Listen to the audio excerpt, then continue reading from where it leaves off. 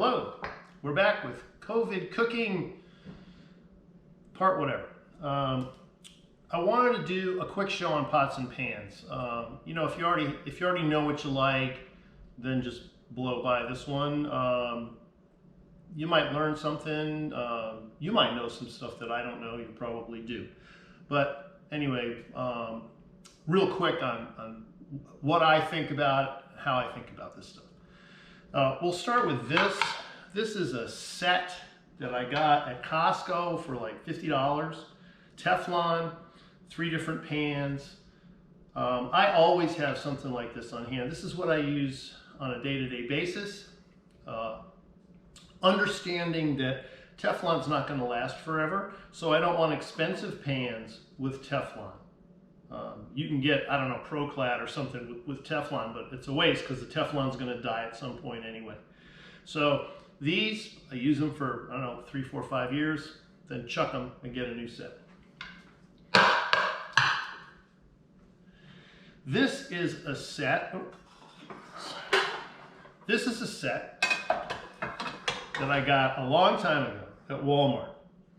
Oddly enough, it is the same manufacturer, Tremontina.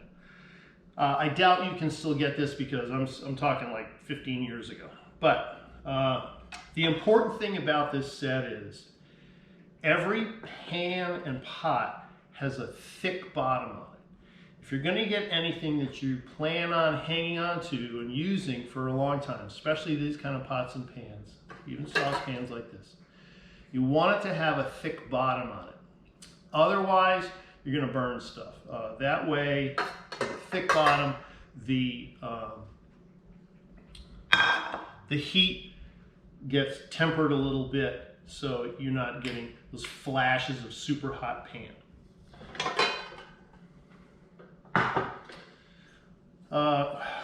We've talked a little bit, I think, about cast iron.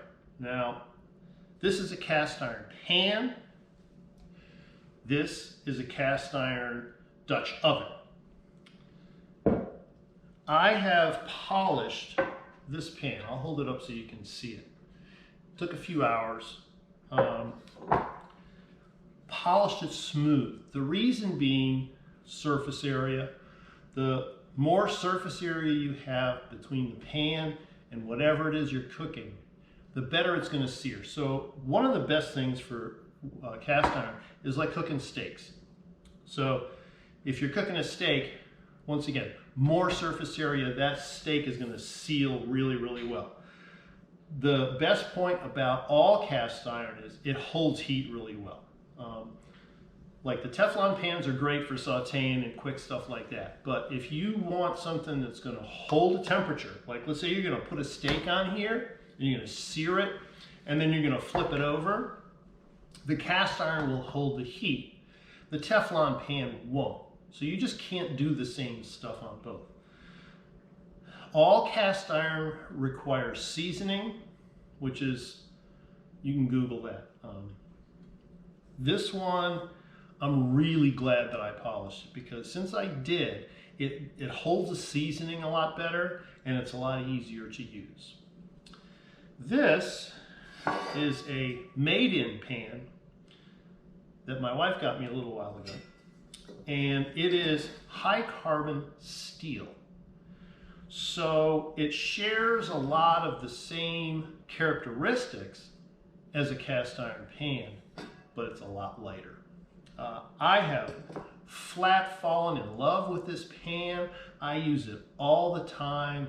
I saute in it. I cook everything in it. With cast iron, one of the things you want to watch out for is anything that's acidic, like tomato sauces and stuff like that. You don't really want to do that in a cast iron pan. Now, the Dutch oven is fantastic for like pot roast and those, what is now done in a slow cooker, but this is great. I mean, it really lends a great flavor to whatever it is that you're cooking. This bad boy, I use it for everything anymore. It's seasoned really easily. It keeps the seasoning really well, and I just love it. The last thing is copper. Copper pans typically are not cheap. This is a Moviel. And the reason for the copper is that it conducts the heat a lot faster. So it's a thick pan, so it will hold the heat better than a lesser pan, like a saute pan. Not quite as good as this, but it's a lot easier to use. And you can shine this up and hang it somewhere in the house, and it's great. So that's about it. If you have any questions or whatever, leave them in the comments, and I'll see if I can get to them. Thanks a lot. We'll see you next time.